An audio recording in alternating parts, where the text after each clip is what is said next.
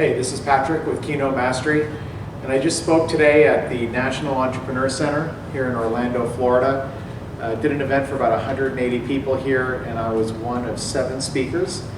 And the other speakers each had about 20 minutes, and then I had the keynote position, which was 45 minutes to 50 minutes. And then afterwards, we all went out for lunch. After just the speakers went out for lunch after the event, and I actually just came back from that right now. So I thought I'd shoot just a quick video, because when we were at lunch, people were asking, how did I get to where I am right now, and what did the process go through, what did the process look like? And people always want this story of how, like, I was nobody, and then something happened, and just everything changed overnight, and now I'm doing the way I'm doing today. And it just isn't like that. It just isn't. And this is a cultural, societal thing that people want to always hear about, the overnight success story. And look, it does happen in some cases. There are stories that you hear about where people achieved something incredible and all of a sudden their entire life changed, like Captain, what was that guy's name? The guy who landed the plane on the Hudson River in New York, Sullenberger or whatever it is. All of a sudden he did one thing, he's in the news nationwide, even around the world, he's a hero, his entire life changed in one day. But for 99% of the people out there who are doing well, one way or another, it didn't happen all in one day. It's an accumulation of 10,000 little tiny victories that all add up little by little, and 100,000 little failures in between those victories. I mean, there's countless things that I've done that didn't go as well as I would have liked, or things I might have screwed up, or didn't do as effectively as I should have. But the bottom line is you keep chugging away at it.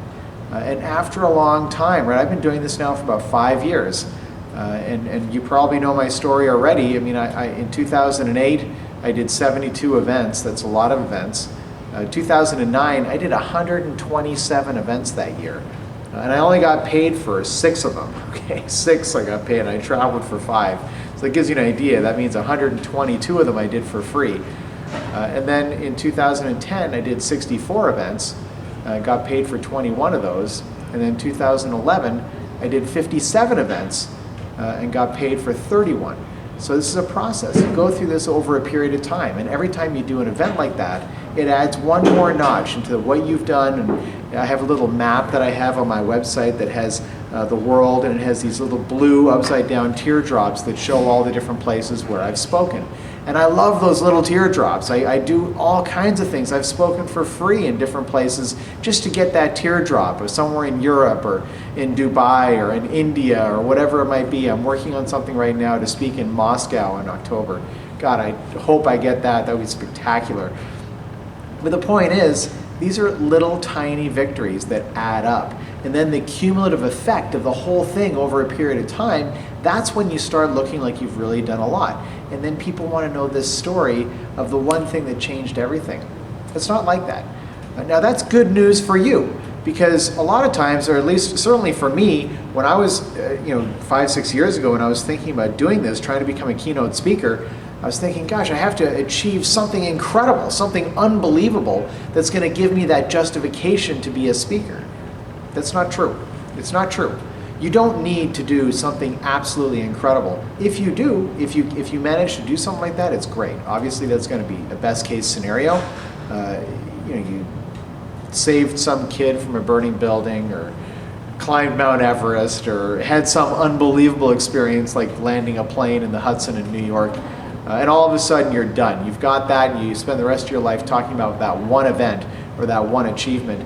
That would be convenient, it would be outstanding, it would be simple, but it's not like that for most people, which means it doesn't have to be like that for you.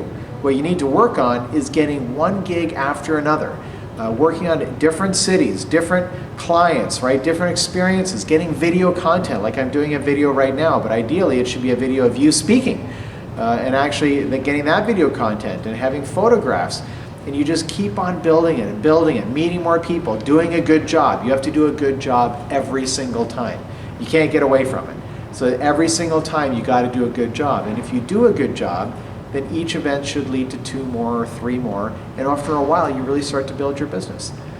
So my message today is just Don't worry about that overnight success story. Don't worry about that incredible, undeniable victory that no one else could ever compete with. You've got whatever you need already to build this.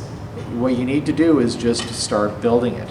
An analogy I use a lot is I talk about, think about a big, tall, 10-story brick building. Well, that building was built one brick at a time. And you see 3 bricks on the side of the road, it's garbage. It doesn't mean anything. If you see 100 bricks, it's a half-built wall. There's no functionality. It doesn't mean anything. But if you keep stacking them, keep stacking them, keep stacking more and more bricks in a structured, organized way, the walls start to take shape and the building starts to take shape. Now all of a sudden you've got functionality. Now all of a sudden it's a home or it's a building or whatever it might be. But you're building that one brick at a time. It's the same when you're becoming a keynote speaker or anything else you want to do in life. You just got to keep building it and be persistent and be tenacious and be consistent over weeks, months, and years and keep doing it. And after a while, you're going to get known for all of those bricks, all those little victories that you had along the way. Those are yours to keep. The best part about self-employment or having your own business or whatever it might be, developing your reputation online, the best thing about it is that the victories are cumulative.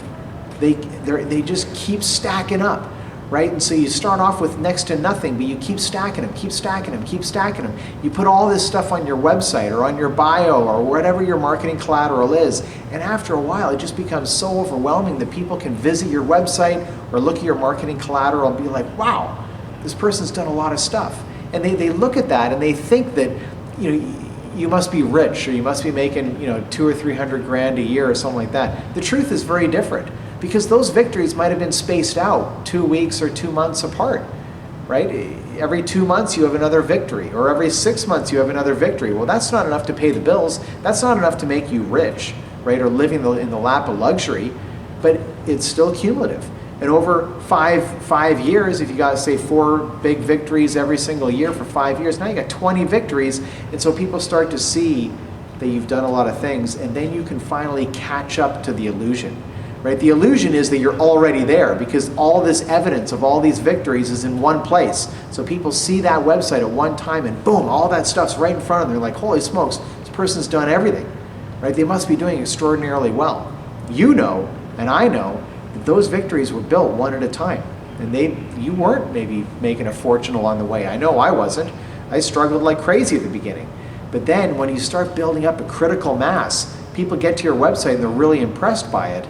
Now all of a sudden you start to catch up because the conversion rate is higher, right? Do you see that? People go to your website. In my case, it's my website. I get a lot of business from my website. So they go to my website, they see all this stuff, and the conversion rate's higher. In other words, a higher percentage of the people who get to my website end up saying, okay, we want to hire you. We want you to come to our event, right? And so now all of a sudden the conversion rate's higher, so my business is higher. I'm doing more events, better events, paid events. I'm traveling for more events. And so the whole thing starts to go. A momentum starts to take shape, right? But it didn't just happen.